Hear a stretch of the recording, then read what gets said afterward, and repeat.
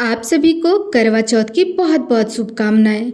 एक समय की बात है, एक साहूकार के 7 बेटे और एक बेटी थी। कार्तिक मास के कृष्ण पक्ष की चतुर्थी तिथि को साहूकारनी ने अपनी बहुए और बेटी के साथ करवा चौथ का व्रत रखा। जब साहूकार के बेटे भोजन करने बैठे तो अपनी बहन से खाना खाने के लिए कहने लगे, तो वह बोली, भैया अभी चांद नहीं निकला, मैं तो चांद को अर्घ देकर ही अपना व्रत खोलूंगी। साहूकार के बेटे अपनी बहन से बहुत प्रेम करते थे, वह उसे भूख से व्याकुल नहीं देख पाए। उन्होंने नगर के पास की एक पहाड़ी पर दीपक जलाकर चलने की ओर में रख दिया और बहन से बोला, देखो बहन, चांद निकल आया, अब तो तुम अपना व्रत खोल सकती हो। साहूकार की बेटी दौड़ी दौड़ी भाभीयों के पास गई और कहने लगी, भाभी भाभी देखो चांद निकल आया, चलो व्रत खोलते हैं। यह सुनकर भाभियाँ बोली, बाईसा, यह तो आपका चांद निकला है, हमारा चांद निकलने में अभी समय है। भूख से व्याकुल साहूकार की बेटी चांद को अर्घ देकर भोजन करने बैठ गई। जैसे ही उसने पहला निवाला तोड़ा तो उसे छींक आ गई। दूसरा निवाला खाने लगी तो उसमें बाल निकल आया और तीसरा निवाला तोड़ने ही वाली थी कि उसके ससुराल से बुलावा आ गया कि पति बीमार है, जैसी भी हालत में है तुरंत ससुराल पहुँचे। माँ बेटे को विदा करने के लिए जब बक्से में से कपड़े निकालती तो बार बार काले और सफ़ेद रंग के कपड़े निकलते। वह घबरा करके अपनी बेटी से बोली, बेटी रास्ते में जो कोई भी छोटा बड़ा मिले सबके पैर छूती जाना, और जो कोई भी तुझे वुड़ सुहागन होने का आशीर्वाद दे वही अपने पल्ले में गांठ बांध लेना। बेटी बोली, ठीक है माँ, और वह अपने ससुराल की ओर चल दी। रास्ते में जो भी उसे मिला वह सबके पांव छूती गई। सबने सुखी रहो, खुश रहो, पीहर का सुख देखो, ऐसा आशीर्वाद दिया। देखते ही देखते वह अपने ससुराल पहुंच गई। ससुराल के आंगन में छोटी ननद खेल रही थी, तब उसके पास गई तो उसने आशीर्वाद दिया, सदा सौभाग्यवती रहो, पुत्रवती हो। यह सुनते ही उसने अपने पल्ले पर गांठ बांध ली और अंदर गई तो देखती है कि उसके पति का शव रखा गया है और उसे ले जाने की तैयारी हो रही है। वह बहुत रोई। जैसे ही उसके पति को ले जाने लगे वह रोती हुई बोली, मैं इन्हें कहीं नहीं जाने दूंगी। जब कोई नहीं माना तो बोली, मैं भी इनके साथ चलूंगी। जब वह नहीं माना तो बड़े बूढ़े बोले, ले चलो इसे भी साथ में। वह सबके साथ शमशान में चली गई।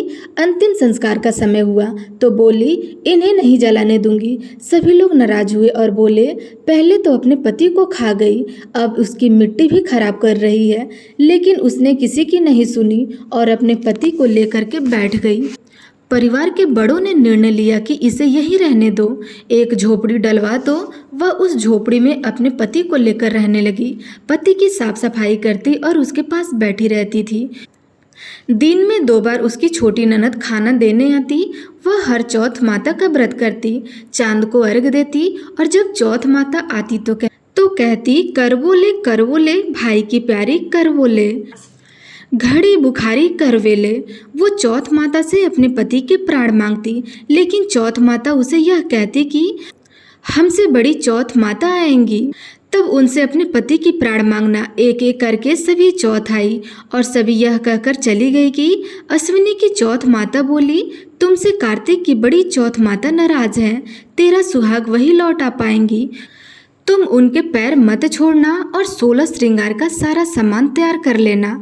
जब कार्तिक की बड़ी चौथ करवा चौथ आई तो उसने अपनी छोटी ननद से 16 श्रृंगार का सामान मंगवाया और करवे भी मंगवाए।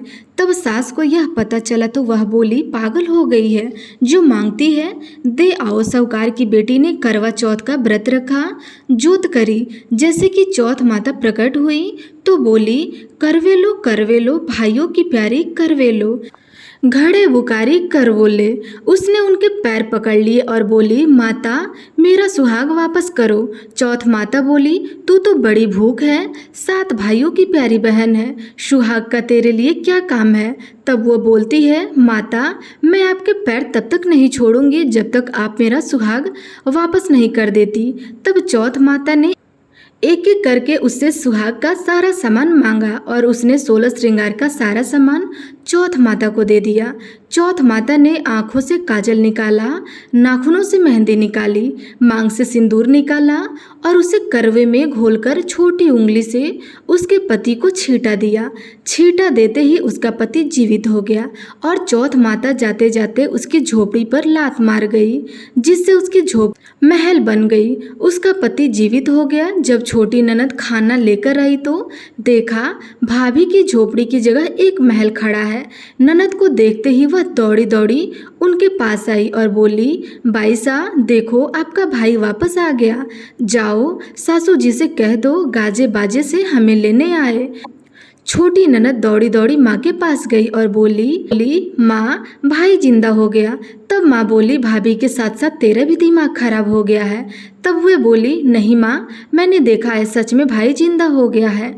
सभी घर वाले गाजे बाजे के साथ अपने बेटे को लेने पहुँचे। बेटे को जिंदा देखकर सास बहू के पैर छूने लगी और बहू सास के पैर छूने लगी। बहू बोली माताजी देखो आपका बेटा वापस आ गया।